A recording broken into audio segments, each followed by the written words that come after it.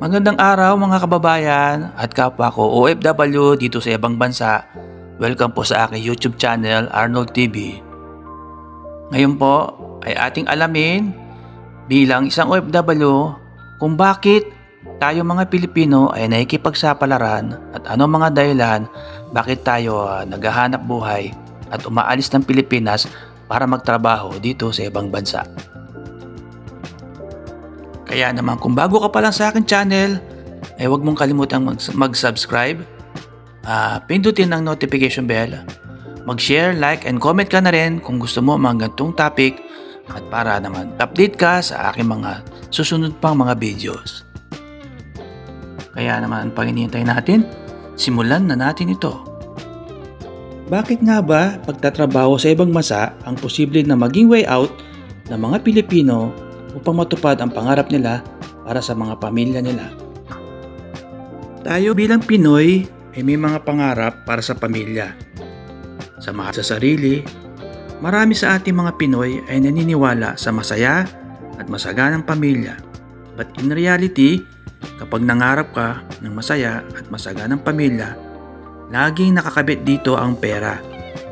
Kapag nangarap ka ng magandang bahay at sariling lupa, kasunod nito ay pera. Dito sa Pilipinas, makukuha mo ang mga pangarap na yan kung nasa magandang kinalalagyan ang posisyon mo sa trabaho. Kung kumikita ka dito sa Pilipinas ng 50 to 60,000 pesos per month as being employee, it means you are in a higher position. But kung nasa edad 30 pataas na at pangkaraniwang empleyado ka pa, mahihirapan ka na maghanap ng trabaho dito sa Pilipinas. Kaya naman maraming Pilipino ang nakikipagsapalaran sa ibang bansa as OFW para matuloy nila ang nasimulan nilang pangarap nung nagtatrabaho pa sila dito sa Pilipinas. Narito ang unang dahilan. Mataas ang alok ng pasweldo kumpara dito sa Pilipinas. Kahit nasa mababang posisyon ka pa, kung dito sa Pilipinas ay kumikita ka ng minimum wage 10,000 to 12,000 monthly as ordinary employee, sa ibang bansa pwede mong kitain ang 20,000 up to 60,000 with the same level as being ordinary employee compared dito sa Pilipinas, na hindi mo kailangan maging higher position to achieve that salary. Pangalawang dahilan, most na pinupunta nating mga Pilipino na bansa ay walang age discrimination. Kahit abutin ka pa ng 40 to 50 of age, tatanggapin ka pa rin as employee as long na kaya mo magtrabaho. Pangatlong dahilan, malaki ang value ng pera na sinasweldo pagdating dito sa Pilipinas dahil converted ito based on currency value. At ang pang-apat na dahilan, mas malaki yung potential na benefits na bigay ng mga company such as incentive, healthcare insurance, and so on. Panglima, government benefits. Marami sa mayayabang bansa ay may magagandang benefits lalo na sa pagmatanda. Kaya naman most of mga Pinoy, tinatarget nila ang maging legal na citizenship depende sa bansa na pinupuntahan nila. Pero walang halaga ang mga yan kung wala silang pamilya o mahal sa buhay na pinaglalaanan na nandito sa Pilipinas.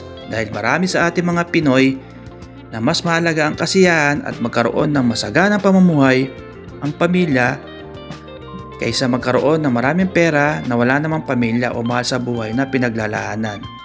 Kaya naman hindi biro ang sakripisyo na paglayo nila sa pamilya nila para sa kinabukasan nito. Hindi biro ang ma-homesick habang nagtatrabaho sa ibang bansa. Hindi biro ang umiyak habang nagtatrabaho dahil sa homesick na nararamdaman mo. Ang tanging gusto lang nila ay matupad ang pangarap para sa mahal sa buhay at maibigay ang masaganang buhay dahil likas sa ating mga Pinoy ang kalagahan ng mahal sa buhay, mapaina, anak, lolo, lola, asawa at apo. Likas sa ating mga Pinoy ang natural na pagmamahal na kahit gaano kalaki ang sakripisyo ay gagawin para sa minamahal.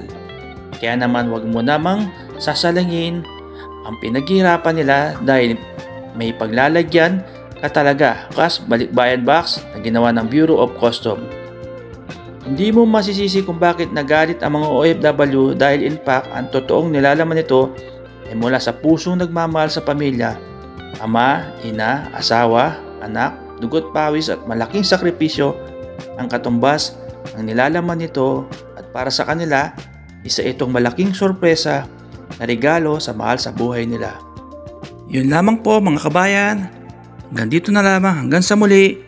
Mabuhay kayo mga OFW dahil tayo ang makabagong bayani ng ating bayan. Salamat po!